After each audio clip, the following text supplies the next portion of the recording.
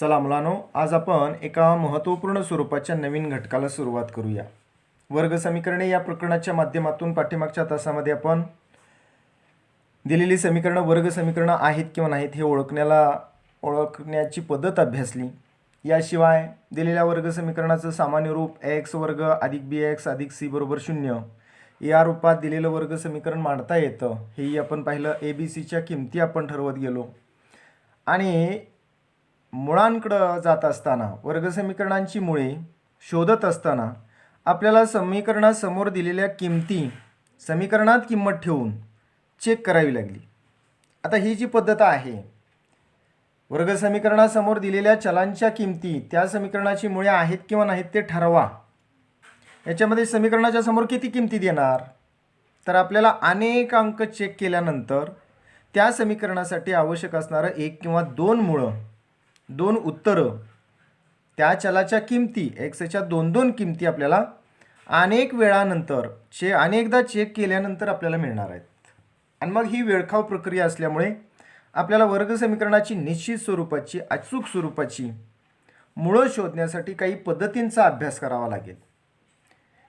वर्ग समीकरणांची मुळं काढण्याच्या 3 पद्धती आहेत मुलांनो. पहिली पद्धत आहे अवयव पद्धत, दुसरी पद्धत आहे पूर्ण वर्ग पद्धत आणि तिसरी पद्धत आहे सूत्र पद्धत. या 3 पद्धतींपैकी पहिली जी पद्धत आहे त्या पद्धतीने आपण वर्ग समीकरणांची मुळं काढायला आज शिकणार आहे. त्या पद्धतीचं नाव आहे अवयव पद्धत. आता या पद्धतीच्या नावामध्येच बघा शब्द येतो अवयव. आपल्याला माहिती आहे संख्यांचे अवयव असतात. 6 या संख्येचे अवयव, एक हा अवयव प्रत्येक संख्येचा असतोच, पण त्याला सोडलं तर 6 या संख्येचे अवयव कोणते होतील? 2 आणि 3. का? तर 2 आणि 3 या मूळ संख्या आहेत, त्यांचे पुन्हा अवयव पडत नाही. याशिवाय 2 आणि 3चा गुणाकार किती आहे? 6. आपल्याला वर्ग समीकरणांच्या बाबतीत सुद्धा पुढं काय घडतंय ते काळजीपूर्वक बघा. या घटकाला शिकवत असताना आणखीन एक सूचना आहे तुम्हाला. जी पायरी आम्ही समजावून देतोय तुम्हाला ती काळजीपूर्वक बघा. स्वतः त्या पायरी संबंधी मंथन करा, विचार करा. पायरी समजून घेऊन आपण पुढे जाणार आहे. त्यामुळे प्रत्येक पायरीच्या वेळी कॉन्सन्ट्रेशन तुमचं महत्त्वाचं आहे. जे आम्ही सांगतोय ते काळजीपूर्वक तुम्ही ऐकणंही गरजेचं आहे. अवयव पद्धत एकदा परफेक्ट झाली की या प्रकरणाच्या अनेक घटकांमध्ये आपल्याला अवयव पद्धतीचा वापर करायचा. त्यामुळे ही पद्धत अतिशय महत्त्वाची आहे. चला, वर्ग समीकरणाची मुळं म्हणजे उकली जी असतात, एक्सच्या किमती ज्या असतात त्या अवयव पद्धतीनं कशा शोधतात ते आपण बघूया. मी आत्ताच तुम्हाला सांगितल्याप्रमाणे आपण पाठीमागचा सराव संच 2.1 जो सोडवला आहे त्याच्यामध्ये ट्रायल अँड एरर मेथड आहे. ही वेळखाव पद्धत असल्यामुळे आपण अवयव पद्धत, त्याच्यानंतर त्याच्यापेक्षा हायर लेवलवर असणारी पूर्णवर्ग पद्धत आणि नंतर सूत्र पद्धत या 3 पद्धतींचा क्रमानं आता अभ्यास करणार आहे. आज आपण अवयव पद्धतीकडे जाऊया. एक उदाहरण तुमच्या पुढे मांडतोय. इयत्ता 9वीतली आठवण तुम्हाला करून देतो. x वर्ग वजा 4x वजा 5 या पदावलींच्या मांडणीला आपण वर्गीय त्रिपदी म्हणलेलो होतो. 3 पदं आहेत आणि चलाचा घातांक मोठ्यात मोठा घातांक म्हणजे कोटी ही 2 असल्यामुळं हिला आपण वर्गीय त्रिपदी म्हणलो होतो. मुलांना पाठीमागच्या वर्षी या वर्गीय त्रिपदीचे अवयव तुम्ही पाडलेले आहेत, आठवतंय का बघा. वर्गीय त्रिपदीचे अवयव पाडत असताना ही जी त्रिपदी आहे ती 2 कंसांच्या रूपात तुम्हाला मांडता येते की ज्या 2 कंसांचा गुणाकार x वर्ग वजा 4x वजा 5 येतो. असे ते 2 कोणते कंस आहेत आणि कसे शोधायचे, तर आपल्याला आठवण करून देतो. शेवटचं जे पद आहे ऋण 5, ज्याला स्थिर पद म्हणतोय आपण, ते बाजूला लिहून काढतो आपण. त्याला खालच्या बाजूला 2 रेषा ओढतो आणि दुसरा जो अंक आहे तो ऋण 4 ही बाजूला लिहून काढतो. आणि मी असं म्हणतो, अशा 2 संख्या शोधा की ज्यांचा गुणाकार ऋण 5 असेल आणि ज्या 2 संख्यांची बैजिक बेरीज ऋण 4 असेल अशा 2 संख्या शोधा. आठवलं का बघा इयत्ता 9वीतलं वर्गीय त्रिपदीचे अवयव पाडणे. मग तशा कोणत्या 2 संख्या आहेत, तर त्या संख्या मुलांना असतील ऋण 5 आणि धन 1. ऋण 5 आणि धन 1 अशा त्या 2 संख्या असतील. आता बऱ्याच जणांना असा प्रश्न पडेल, सर 5 या संख्येचा गुणाकार 5 आणि 1 या 2 संख्यांचा गुणाकार 5 भरतो. पण मुलांनो, चिन्हांचा या ठिकाणी खेळ अतिशय महत्त्वाचा आहे. चिन्हांवरती लक्ष देणं गरजेचं आहे. आणि म्हणून आम्हाला अशा 2 संख्या पाहिजेत की ज्या 2 संख्यांचा गुणाकार ऋण 5 भरेल आणि त्याच दोन संख्यांची बेरीज जर केली तर ती ऋण 4 भरेल. अशा दोन संख्या कोणत्या आहेत? तर ऋण 5 आणि धन 1 या दोन संख्यांचा गुणाकार ऋण 5 भरेल. का? तर भिन्न चिन्ह असलेल्या संख्यांचा गुणाकार ऋण येतो. 5 एके 5 आणि त्यांची बैजिक बेरीज जर केली तर ऋण 5 अधिक 1. भिन्न संख्यांची चिन्ह ज्यावेळी भिन्न असतात त्यावेळी अंकांची वजाबाकी आम्ही करतो.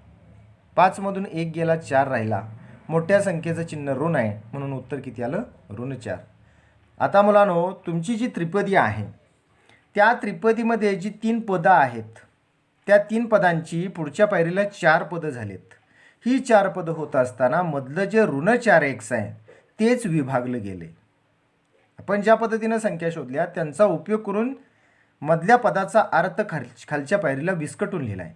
ऋण 4x हा ऋण 5x अधिक 1x अशा पद्धतीची मांडणी असणारा ऋण 4x आहे. हे 3 पदांचं 4 पदं होणं ही पायरी अतिशय महत्त्वाची आहे. बाजूला लिहून काढा, कच्चा विचार करा अगोदर आणि मग ती पायरी मांडणं गरजेचं आहे. आता आपल्याला पुढं जात असताना दुसऱ्या पायरीनंतर जी तिसरी पायरी लिहिली आहे त्याच्यामध्ये x वर्ग वजा 5x या 2 पदांचा एक गट, 1x वजा 5 या 2 पदांचा एक गट, 2 गट पडतात. 4चे 2 पदांचे 2 गट पडतात. पहिला गट बघूया, x वर्ग वजा 5x. या गटामध्ये चल संख्या जे काही सामायिक असेल, समान असेल ते बाजूला काढा, राहिलेलं कंसात लिहा. आता x वर्ग वजा 5x मध्ये x वर्गमध्ये पण आहे आणि 5x मध्ये पण आहे म्हणून तो बाहेर मांडला. कंसात शिल्लक जे राहिलं x काढल्यानंतर 2 पदातनं शिल्लक जे राहिलं ते कंसात घेतलं. x वजा 5 अधिक.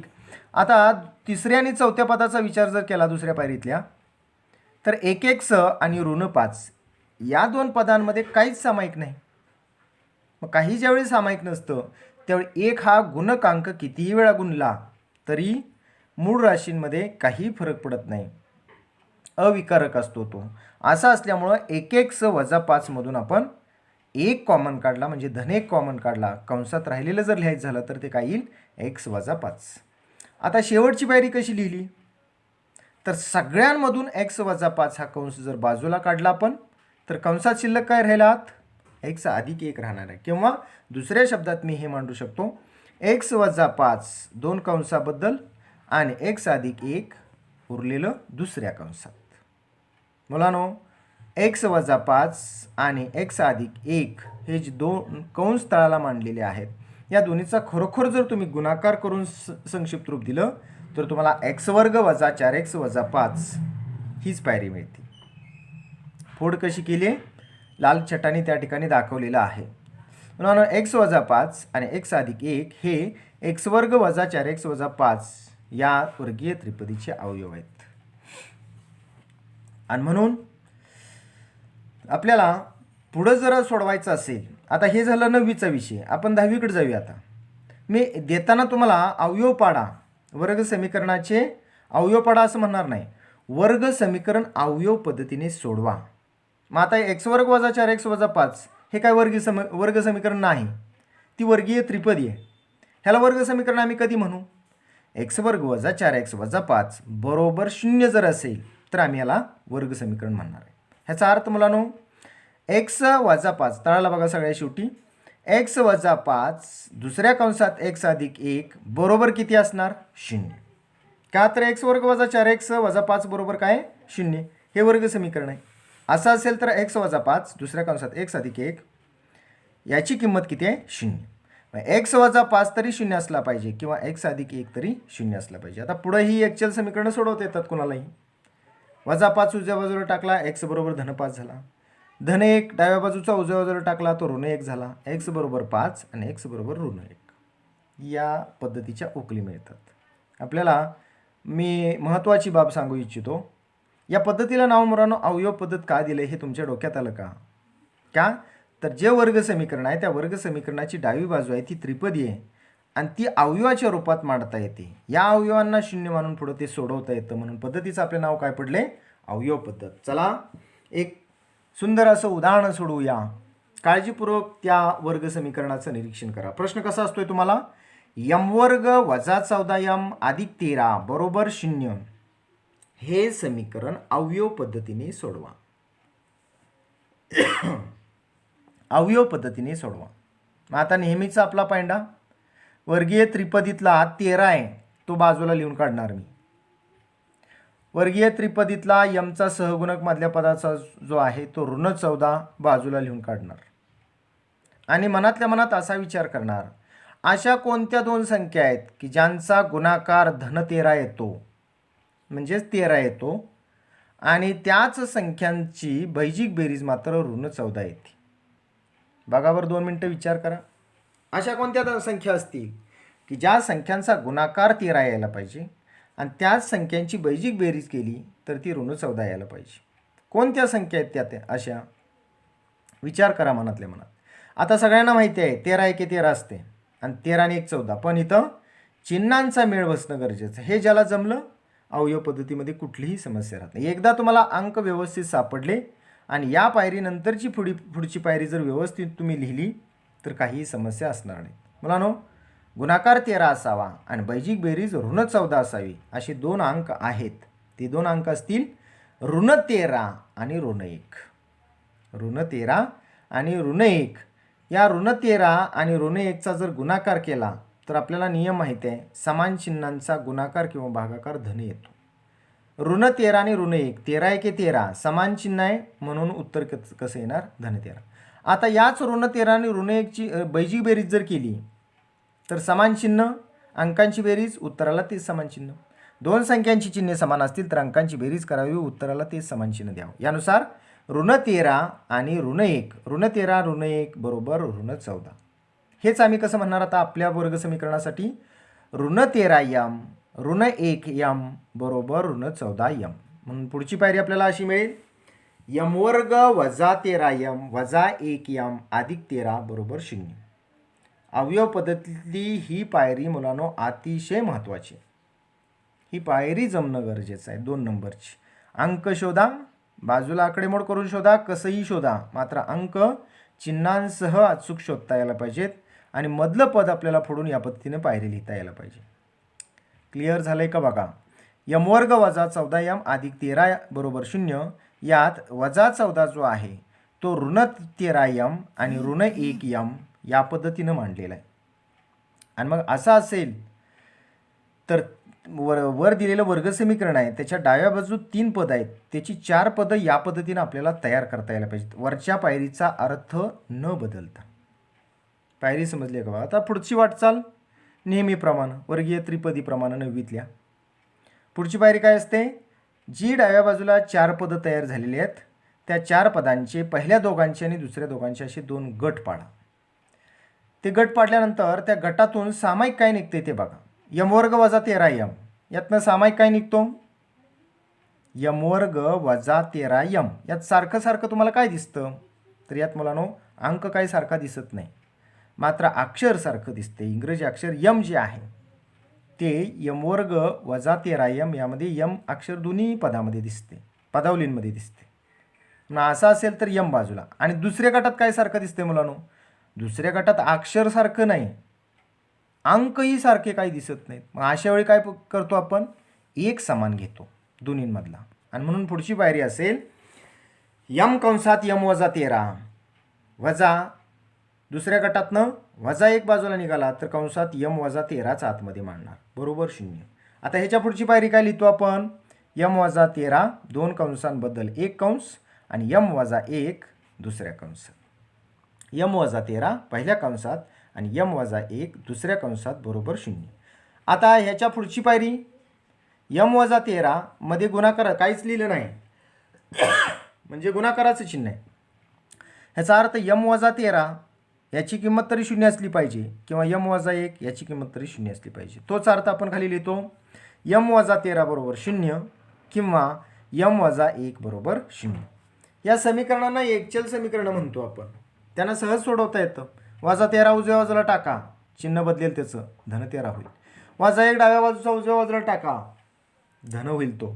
म्हणून यम बरोबर 13 आणि यम बरोबर 1 अशी 2 उत्तर आपल्याला मिळतात. या त्या समीकरणाच्या उकली आहेत. बघा लाल छटीने दर्शवलेले आहे अंक ऋण 13 आणि ऋण 1 कसे निवडलेले आहेत त्या ठिकाणी पुन्हा एकदा दाखवले. तुम्ही या उदाहरणांच्या बाबतीत मी समजावून सांगितले त्या पद्धतीने विचार केला हरकत नाही, किंवा तुमच्या पातळीवर जर अन्य काही टेक्निक तंत्र वापरून तुम्हाला ही पद्धत परफेक्ट लक्षात ठेवायची असेल तरीही समस्या नाही.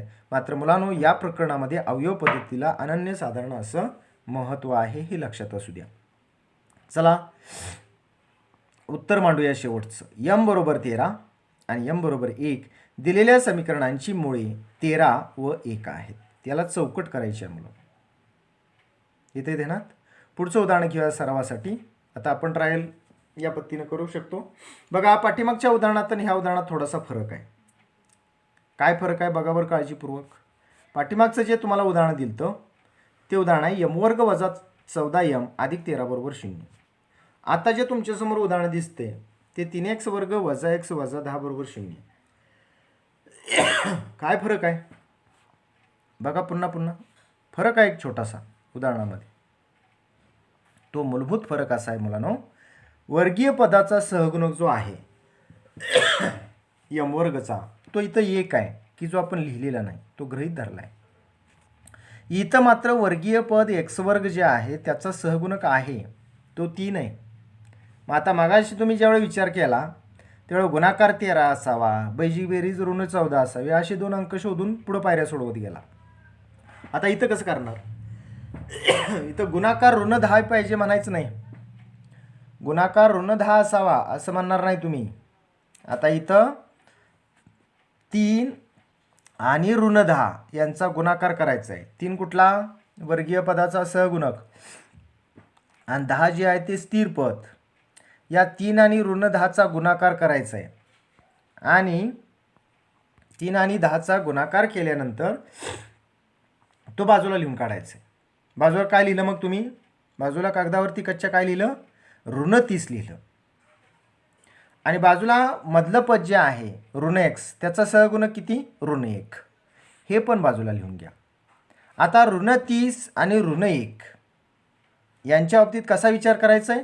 अशा 2 संख्या कोणत्या की ज्यांचा गुणाकार ऋण 30 होईल आणि त्याच अंकांची बैजिक बेरीज केली तर ती ऋण 1 भरेल. अशा कोणत्या, बघा काळजीपूर्वक प्रश्न माझा ऐका. 30 का झाले, ऋण 30 का झाले कळलंय ना. पुन्हा एकदा सांगतोय, स्थिर पद आहे ऋण 10, इथं वर्गीय पदाला सहगुणक आहे, अन्य समीकरणांमध्ये बऱ्याचदा तो नसतो, तेव्हा आपण डायरेक्ट गुणाकार ऋण 10 म्हणू शकलो असतो, पण इथं वर्गीय पदाला सहगुणक 3 आहे. असे असल्यामुळं ऋण 10 आणि 3चा गुणाकार करायचा आहे, तो ऋण 30 झाला. आता अंक ज्यावेळी शोधणार आहे तुम्ही मधलं पद फोडून 3 पदांची 4 पदं बनवणार आहे. अशा परिस्थितीत गुणाकार ऋण 10 म्हणण्याच्या ऐवजी ऋण 30 म्हणायचं. अशा कोणत्या 2 संख्या आहेत की ज्यांचा गुणाकार ऋण 30 होईल आणि त्याच संख्यांची बैजिक बेरीज केली तर ती ऋण 1 होईल. बघावर मनातल्या मनात विचार करा. पुढची जी पायरी आहे ती एकदा लिहिली की पुढं आपण स्पीडली सोडवत जाऊ शकतो, काही प्रॉब्लेम नाही. कोणते अंक आहेत ते, ऋण 30 गुणाकार असावा आणि त्यांची बैजिक बेरीज ऋण 1 भरली पाहिजे. आता बऱ्याचदा मुलांना असं होतं, गुणाकाराचा मेळ मुलांना बसतो, पण तोच मेळ आपल्याला बैजिक बेरजेसाठी मधल्या पदाच्या ऋण 1 साठी बसवायला गेलो तर ते अंक जुळत नाही. ते दोन्हीलाही जुळले पाहिजेत. मग असे अंक कोणते, तर 6 पंचे 30, 1चा फरक आहे 6 आणि 5 मध्ये. 6 पंचे 30 यामध्ये 6ला चिन्ह कोणते देणार आणि 5ला चिन्ह कोणतं देणार. तर माझ्या माहितीप्रमाणे म्हणून 6ला ऋण चिन्ह दिलं पाहिजे आणि 5ला धन चिन्ह दिलं पाहिजे. का बरं, तर त्याचं कारण असं आहे, इथं तुम्हाला बैजिक बेरीज ऋण 1 पाहिजे. मग बैजिक बेरीज ऋण 1 पाहिजे असेल तर मोठ्या संख्येलाच ऋण चिन्ह दिलं पाहिजे, तर तुमच्या उत्तराला ऋण चिन्ह येईल. ऋण 6 आणि धन 5 हे रास्त अंक झाले. 6 पंचे 30 ऋण 30 गुणाकार झाला आणि ऋण 6 अधिक 1 बरोबर ऋण 1. या पद्धतीनं 3 पदांची 4 पदं खालच्या पायरीला मांडलेली आहेत. 3x वर्ग वजा 6x अधिक 5x वजा 10. बघा 3x वर्गच्या जागेवर 3x वर्ग आहे, ऋण 10च्या जागेवर ऋण 10 आहे. मात्र मधलं पद जे आहे ते विस्कटून कसं मांडलंय, ऋण 1x बरोबर ऋण 6x अधिक 5x. या पद्धतीनं 3 पदांची 4 पदं बनवून घेतली. आता पुढच्या पायऱ्या नेहमीप्रमाणे मग कशा असतात तुम्हाला माहिती आहे. ही जी 4 पदं आहेत त्याचे 2-2चे गट पाडा. आता 2-2चे गट पाडत असताना पहिले दोघं जण जे आहेत 3x वर्ग वजा 6x, या गटातनं बाहेर काय निघतं बघा बरं. सारखं सारखं काय सारखं सारखं दिसतंय तिथं.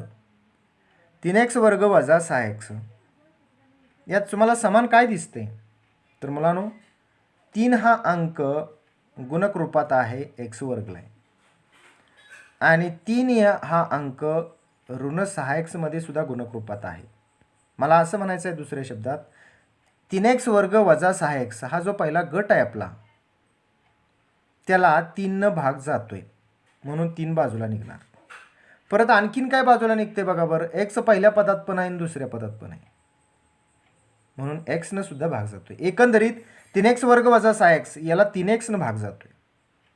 असं असल्यामुळं 3x वर्ग वजा 6x यामधून बाजूला काय काढू शकतो आपण 3x. आता तिसऱ्या आणि चौथ्या पदाचं निरीक्षण जर केलं तर तिसरे पद आहे 5x आणि त्याच्या पुढचं पद चौथं आहे ते ऋण 10 आहे. आता ह्याच समान काय आहे तर 5x वजा 10ला मुलांनो 5 भाग जातो. 5x वजा 10 या दोन्ही पदावलींना 5 भाग जातो म्हणून 5 याच्यातून काय होईल बाजूला निघेल. पुढची पायरी आपल्याला कशी मांडता येईल. 3x बाजूला राहिलेलं कंसात x वजा 2 कळलंय का बघा. हे 3x वर्ग वजा 6x या पहिल्या गटातनं आपण 3x बाजूला काढला तर पहिल्या पदात x आत राहील आणि दुसरं जे ऋण 6x आहे त्याच्यात ऋण 2 आतमध्ये राहणार. कळते. अधिक मागाशी चर्चा केल्याप्रमाणे 5x वजा 10 मधून 5 बाजूला निघाला तर कंसात काय राहतो x वजा 2. 5 2 10 म्हणून आतमध्ये काय राहिला 2 राहील. कळतंय का बघा. आता पुढची पायरी ह्याच्या कशी लिहितो आपण 2 कंसाबद्दल 1 कंस राहिलेलं एका कंसात किंवा x वजा 2 सगळ्यातून बाजूला काढला असा त्याचा अर्थ घेतो. पुढची पायरी असेल x वजा 2 बाजूला उरलेलं 3x अधिक 5 दुसऱ्या कंसात. मुलांनो x वजा 2 आणि दुसऱ्या कंसात 3x अधिक 5 या दोन्हीचा खरोखर गुणाकार केला तर तुम्हाला 3x वर्ग वजा x वजा 10 हीच बेजिक राशी मिळते आणि म्हणून ती त्या समीकरणाची काय असते उकल असते. हे काळजीपूर्वक लक्षात ठेवा. या पद्धतीनं विचार करून आपण दिलेली वर्ग समीकरण काय करायचे सोडवत. आता x वजा 2 आणि दुसऱ्या कंसात 3x अधिक 5 हे जे दोन कंस आहेत त्यांची त्या कंसांच्या गुणाकाराची किंमत 0 आहे. याचा अर्थ x वजा 2 हा कंस तरी 0 असला पाहिजे किंवा 3x अधिक 5 हा दुसरा कंस तरी 0 असला पाहिजे. तो अर्थ आपण मांडून घेतला. आता मला ही एक्चुअल समीकरण आहेत ती आपल्याला सोडवता येतात. ऋण 2 उजव्या बाजूला टाका तो धन 2 होईल. धन 5 डाव्या बाजूला आहे तो उजव्या बाजूला टाका. 3x बरोबर ऋण 5 होईल आणि 3चं परत पक्षांतर केलं की तुम्हाला उत्तर मिळतं. x बरोबर ऋण 5/3 आणि x बरोबर 2. तळात उत्तर काय लिहिणार 3x वर्ग वजा x वजा 10 बरोबर 0. या समीकरणाची ऋण 5/3 आणि 2 ही 2 मुळे आहेत. उकले आहेत त्यांच्या. लक्षात येतात का बघा. उदाहरण दुसरं उदाहरण आता आपण पूर्ण केले. पुढच्या उदाहरणाकडे जाऊया. त्या उदाहरणाकडं जात असताना थोडीशी चर्चा इथं त्या मुद्द्याची राहिली बघा. मगाशी सांगितल्याप्रमाणे ऋण 10 आणि 3 यांचा गुणाकार ऋण 30 येतो आणि मग त्याचे अवयव आपल्याला कसे पाडायला लागतात ऋण 6 आणि धन 5 या पद्धतीनं त्याचे अवयव घेऊन आपण 3 पदांची 4 पदं करतो. हे इयत्ता 9वीमध्ये ही पद्धत तुम्ही अनुभवलेली आहे अभ्यासलेली आहे. पुढच्या उदाहरणाकडे जाऊया. उदाहरण क्रमांक 3. आता ह्या उदाहरणाचं थोडंसं बारकाईने निरीक्षण करा. गंमत आहे या उदाहरणामध्ये. कोणती गंमत आहे इथं मुलांनो समीकरणाची जी मांडणी आहे तीच मुळात तर थोडीशी विचित्र आहे. 3y वर्ग वर्गीय पद डाव्या बाजूला एकटंच आहे आणि मधलं पद आहे ते उजव्या बाजूला टाकून त्याने आपल्याला समीकरण दिले आणि सोडवा म्हणता येते. अवयव पद्धतीने सोडवा. आणखीन एक समस्या कोणत्या उदाहरणाची तर या उदाहरणामध्ये मुलांनो स्थिर पद दिसतच नाही. स्थिर पद नाही तिथं. असं असेल तर हे उदाहरण सोडवायचं कसं. या उदाहरणाच्या बाबतीत कसा विचार तर मुलांनो या उदाहरणाच्या बाबतीत थोडासा वेगळा विचार असेल. आपण पाठीमागं 2 जी उदाहरणं सोडवली त्यामध्ये स्थिर पदा एवढा गुणाकार पाहिजे, मधल्या पदाच्या सहगुणाकार एवढी बेजिक बेरीज पाहिजे, असे 2 अंक शोधू. शोधतो, 3 पदांची 4 पदं बनवतो आणि ओळीनं सोडवत जातो. आता या उदाहरणाला मात्र थोडासा वेगळा पॉईंट हा. अगोदर हे समीकरण व्यवस्थित मांडून घेऊया. कसं मांडणार सांगा बघू. उजवी बाजू समीकरणाची 0 पाहिजे. मग असं असेल तर कोणाला उचलला पाहिजे, 15y पक्षांतर केलं पाहिजे डाव्या बाजूला. आणि पायरी असेल 3y वर्ग वजा 15y बरोबर 0. आता पुढं सोडवत असताना स्थिर पद नाही मुलांनो. स्थिर पद नाही म्हणल्यावर गुणाकाराचा प्रश्न मिटला. अशा 2 संख्या शोधा की ज्यांचा गुणाकार इतका होईल. अशा त्याच 2 संख्यांची बेरीज बेरीज मधल्या पदाच्या सहगुणका एवढे होईल, असला काहीच प्रकार नाही. इथं थेट हे उदाहरण सोडवायचं. कसं सोडवायचं तर मुलांनो, 3y वर्ग वजा 15y ही जी 2 पदं आहेत त्या पदांचाच एक गट आहे असं गृहीत धरा. आता ह्या गटातनं बाजूला काय निघते असं जर मी विचारलं तर त्या गटातनं मुलांनो 3y वर्ग वजा 15y यामधून 3 पण बाजूला निघते आणि y सुद्धा बाजूला निघू शकतो. कसं काय तर 3y वर्ग वजा 15y भाग जातोय ह्याचा अर्थ ते गुणक रूपात त्यात आहेत. म्हणून 3y वर्ग वजा 15y मधून काय बाजूला निघतं 3y जर बाजूला निघालं तर कंसात काय राहिलं y वजा 5. 3 5 15 आहे म्हणून कंसात काय राहिलं 5. 3y हा पहिला अवयव झाला तर y वजा 5 हा दुसरा अवयव झाला दिलेल्या समीकरणाचा. आणि मग अर्थ मांडतो सुट्टा. 3y बरोबर तरी 0 असला पाहिजे किंवा y वजा 5 तरी 0 असला पाहिजे. आता 3 डाव्या बाजूचा जो आहे त्याचं पक्षांतर उजव्या बाजूला जर झालं तर 0ला तो भागिले होईल. y बरोबर 0 आणि वजा 5चं पक्षांतर उजव्या बाजूला झालं तर ऋण 5चा तो धन 5 होईल. y बरोबर 5 आणि म्हणून y बरोबर 0 किंवा y बरोबर 5 ही दिलेल्या समीकरणाची मुळं असतील, दिलेल्या समीकरणाच्या उकली असतील, उत्तर असतील, yच्या किमती असतील, चलाच्या किमती असतील. बघा हे वेगळ्याच प्रकारचं उदाहरण या ठिकाणी आपण अगदी सहजपणे सोडवलेलं आहे. वर्गीय त्रिपदीचे अवयव वगैरे पाडणे असा विस्तारित भाग या समीकरणांसाठी वापरण्याची गरज नाही. तुम्हाला प्रश्न फक्त काही वेळा सोडवा येतो मुलांना. प्रश्न असा आहे तो अवयव पद्धतीने सोडवा. आपण या पद्धतीनं पायऱ्या आणि मार्गक्रमण करणं गरजेचं आहे. पुढचं उदाहरण घेऊया. y बरोबर 0 किंवा y बरोबर 5 हे दिलेल्या समीकरणाची मुळे आहेत. पुढचं उदाहरण घेऊया आपण. 4 क्रमांकाचं उदाहरण आहे ते थोडंसं वेगळंच आहे. इथं अपरिमेय संख्या वर्गमूळ चिन्हाखालच्या अपरिमेय संख्या जे आहेत ते या ठिकाणी पदावलीची सहगुण किंवा स्थिर पद म्हणून आलेली आहेत. हे उदाहरण अतिशय महत्त्वाचं, काळजीपूर्वक समजून घ्या. परीक्षेला या प्रकारची उदाहरणं विचारली जातातच असं नाही. मात्र या उदाहरणावर ज्यावेळी आपण कमांड मिळवतो त्यावेळी पाठीमागची सगळी उदाहरणं आपल्याला खूप सोपी वाटत जातात.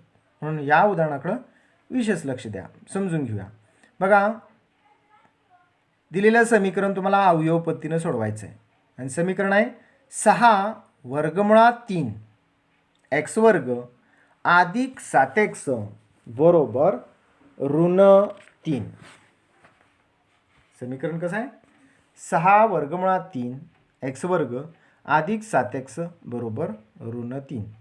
6 जो आहे तो वरच्या बाजूला खूप सरकलेला आहे, मांडलेला आहे, पण तो समोर आहे, वर्गमुळात 3च्या समोर आहे, हे लक्षात घ्या. त्यामुळे 6 हा सुट्टा अंक तिथं आहे, वर्गमुळात 3 हा सुट्टा अंक तिथं आहे. 6 वर्गमुळात 3 x वर्ग अधिक 7x बरोबर वर्गमुळात 3 हे समीकरण अवयव पद्धतीने सोडवायचं. आता अवयव पद्धतीने सोडवायचं म्हटल्यावर अगोदर आपल्या रूपात आणलं पाहिजे, त्याला मांडणी व्यवस्थित पाहिजे. x वर्ग अधिक bx अधिक c बरोबर 0 या रूपात पहिल्यांदा मांडूया. मग ते मांडायचं असेल तर काय करायला पाहिजे मुलांनो, ऋण 3 जो उजव्या बाजूचा आहे तो डाव्या बाजूला आणूया. तो ऋण वर्गमुळात 3 जो आहे तो उजव्या बाजूला आहे तो डाव्या बाजूला आणूया. तो काय होईल ऋण वर्गमुळात 3 आणि उजवी बाजू किती बनेल 0. 6 वर्गमुळात 3 x वर्ग अधिक 7x बरोबर वर्गमुळात 3. आता 6 वर्गमुळात 3 x वर्ग अधिक 7x वजा वर्गमुळात 3 बरोबर 0. 2 क्रमांकाची जी पायरी आहे त्या पायरीचं काळजीपूर्वक निरीक्षण करा. आता मधल्या पदाची फोड मुलांनो कशी करणार, कशी होईल फोड त्याची, तर 6 वर्गमुळात 3 जे आहे आणि शेवटचं जे पद आहे ते ऋण वर्गमुळात 3 आहे. 6 वर्गमुळात 3 आणि ऋण वर्गमुळात 3 यांचा गुणाकार किती होईल, तर वर्गमुळात 3 गुणाकार 3 झाला. कळतंय का, वर्गमुळात 3 या दोन सारख्यांचा गुणाकार वर्ग झाला म्हणजे वर्गमूळ चिन्ह निघून गेलं. वर्गमुळात 3 गुणाकार किती झाला 3. वर्गीय पदाचा सहगुणिकिता आहे, 6 वर्गमुळात 3 आहे. त्यामुळं गुणाकार दोन संख्यांचा किती पाहिजे? वर्गमुळात 3 म्हणणार नाही तुम्ही. 6 वर्गमुळात 3 आणि वर्गमुळात 3 म्हणजेच ऋण वर्गमुळात 3 यांचा गुणाकार होईल. तेवढा गुणाकार पाहिजे म्हणून. वर्गमुळात 3 वर्गमुळात 3चा गुणाकार 3. पुढं आणखीन जोडीला 6 आहे. 6 त्रिक 18. गुणाकार किती पाहिजे? गुणाकार किती पाहिजे? ऋण 18. गुणाकार किती पाहिजे? ऋण 18.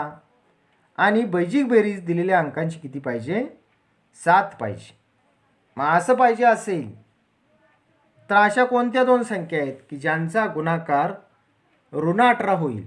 ऋण 18 कसा म्हणतोय कळलंय का तुम्हाला? 6चा वर्गमुळात 3चा आणि वर्गमुळात 3चा. 6 वर्गमुळात 3 आणि वर्गमुळात 3 यामध्ये वर्गमुळात 3 वर्गमुळात 3 गुणाकार 3 झाला. 6 त्रिक 18 आणि चिन्ह वर्गमुळात 3ला ऋण असल्यामुळं गुणाकार किती पाहिजे म्हणणार? दोन संख्यांचा आम्ही ऋण 18. आणि त्यात शोधलेल्या बैजिक अंकांची बैजिक बेरीज जी आहे ती धन 7 पाहिजे. मग असे कोणते दोन अंक आहेत की ज्या दोन संख्यांचा गुणाकार ऋण 18 भरतोय आणि त्याच शोधलेल्या अंकांची बैजिक बेरीज धन 7 येते? तर ते अंक मुलं असतील 9 आणि ऋण 2. ते कसे ते या ठिकाणी आपण बघूया. बघा उजव्या कोपऱ्यामध्ये चौकटीत आपल्याला दाखवलेलं आहे काय? 6 वर्गमुळात 3 घेतला गुणुले ऋण वर्गमुळात 3. एक नंबरची पायरी वर बघा. त्याच्यानंतरची दुसरी पायरी जी आहे तीही काळजीपूर्वक बघा. 2 क्रमांकाच्या पायरीमध्ये 6 वर्गमुळात 3 x वर्गचा सहगुणक बाजूला लिहून काढला.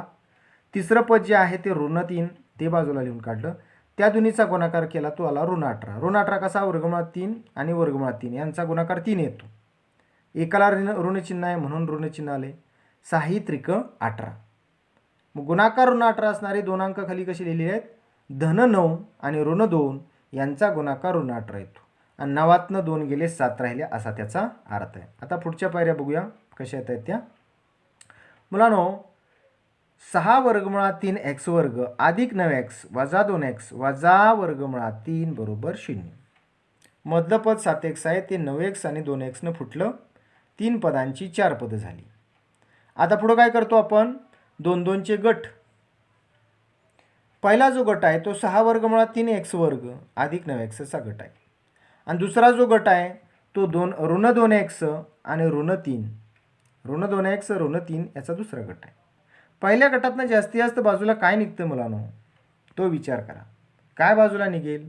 तर बघा 6 वर्गमुळात 3 x वर्ग अधिक 9x यामध्ये मुलांनो 9 जे आहे ते आपल्याला 3 गुणिले 3 या पद्धतीने विचारात घेता येईल. त्यातला जो 3 आहे 9 म्हणजे 3 गुणिले 3. आता 3 गुणिले 3 मधला एक जर 3 आम्ही विचारात घेतला तर तो आपल्याला कसा मांडता येईल? वर्गमुळात 3 गुणिले वर्गमुळात 3. कळतंय का बघा? वर्गमुळात 3 गुणिले वर्गमुळात 3. दुसरा 3 सुद्धा वर्गमुळात 3 गुणिले वर्गमुळात 3 असं मांडता येईल पण गरज नाही. पुन्हा एकदा बघा पायरी जी मांडलेली आहे त्यामध्ये 9x जे आहे ते 9x आपल्याला विचारात घेता असताना 9 म्हणजे 3 गुणिले 3 आहे.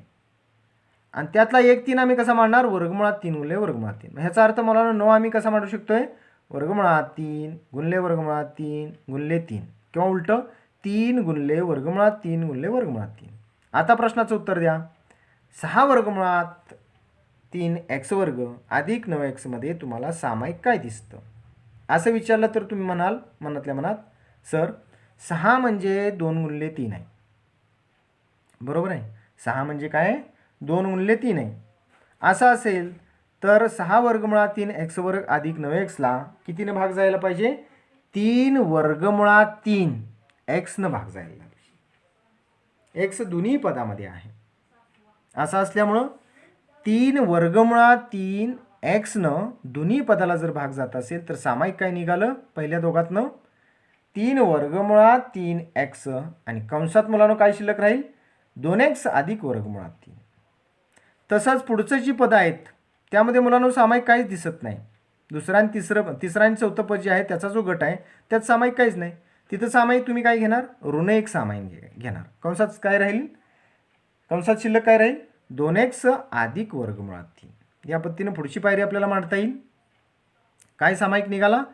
3 वर्गमुळात 3 x अधिक 3 वर्गमुळात 3 एक्स कॉमन, मध्ये गुणाकाराच्या चिन्हाची गरज नाही पण इथं मांडलेलं आहे.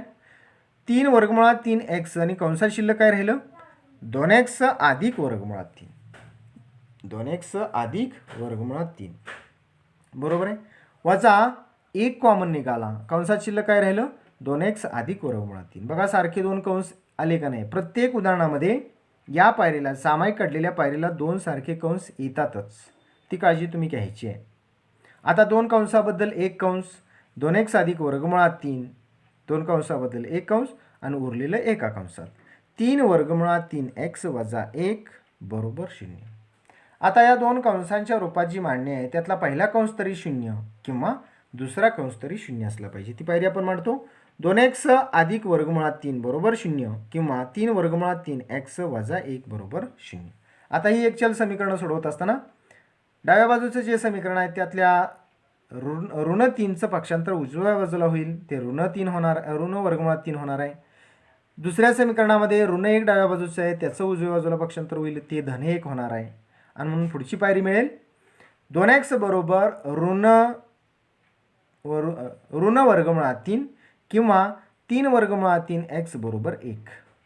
आता एक्सचं शेवटचं उत्तर मुलांना काय मिळणार x बरोबर वर्गमुळात 3/2 किंवा x बरोबर 1/3 वर्गमुळात 3. दिलेल्या समीकरणाच्या उकली ज्या आहेत त्या उकली कोणत्या असणार आहेत. x बरोबर ऋण वर्गमुळात 3/2 किंवा x बरोबर 1/3 वर्गमुळात 3. या पद्धतीनं तुम्ही प्रत्येक उदाहरणाच्या बाबतीत विचार करायचा आहे. उदाहरणं त्या पद्धतीनं सोडवा की जिथं तुम्हाला त्या उदाहरणाचा उकल संच मिळताना ते समीकरण सार्थ ठरू शकतं. या समीकरणाच्या बाबतीत 2 ज्या उकली मिळालेल्या आहेत त्या उकली कोणत्या आहेत. x बरोबर ऋण वर्गमुळात 3/2 किंवा x बरोबर 1/3 वर्गमुळात 3. अवयव जी पद्धत आहे त्या पद्धतीच्या बाबतीत साधा आणि सोपं लक्षात ठेवा मुलांनो.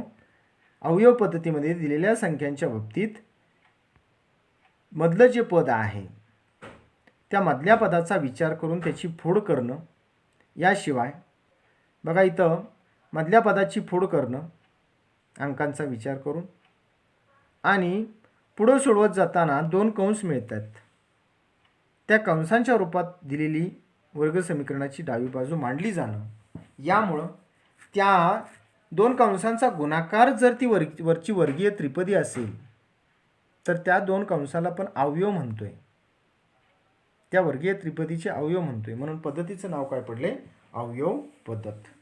तुम्हाला पाठ्यपुस्तकामध्ये सुद्धा हीच उदाहरणं सोडवून दाखवलेली आहेत. काळजीपूर्वक ती उदाहरणं त्यांच्या पायऱ्या तपासा, व्यवस्थित अभ्यासा आणि त्या अवयव पद्धतीचा सराव करा. मी तुम्हाला काळजीपूर्वक पुन्हा सांगतोय, ते व्यवस्थित ऐका. अवयव पद्धत ही प्रत्येक विद्यार्थ्यांना जमलीच पाहिजे. का तर हीच अवयव पद्धत पुन्हा एकदा ह्या पद्धतीचा अभ्यास केल्यानंतर ह्याच्यावर आधारित सरावाचा सराव संच 2.2 तुम्ही सोडवल्यानंतर अवयव पद्धतीवर आधारलेलं पुढचं जे उदाहरणांचा समूह आहे या प्रकरणामध्ये शेवटी आपल्याला महत्त्वाच्या काही घटकांचा अभ्यास करायचा आहे. त्यावेळी पुन्हा एकदा आपल्याला अवयव पद्धतीला सामोरं जावं लागणार. त्यामुळे ही अवयव पद्धत प्रत्येकाला जमलीच पाहिजे, ही काळजी आपण सर्वांनी घ्यायची आहे. आणि त्या पद्धतीनं अवयव पद्धतीचा खूप मोठा सराव करून अवयव पद्धतीमध्ये आपण पारंगत व्हायचं आहे. अवयव पद्धत ही वर्गसमीकरण सोडवण्याची साधी आणि सोपी पद्धत आपल्याला समजली असेल. या घटकाचा सराव करून तुम्ही या अवयव पद्धतीशी अवगत व्हायचं आहे. त्यामध्ये प्रत्येक विद्यार्थ्याला अवयव पद्धतीनं दिलेलं वर्गसमीकरण सोडवताच यायला पाहिजे, ही काळजी आपण प्रत्येकाने घ्याल अशा प्रकारची अपेक्षा व्यक्त करतो आणि थांबतो. धन्यवाद.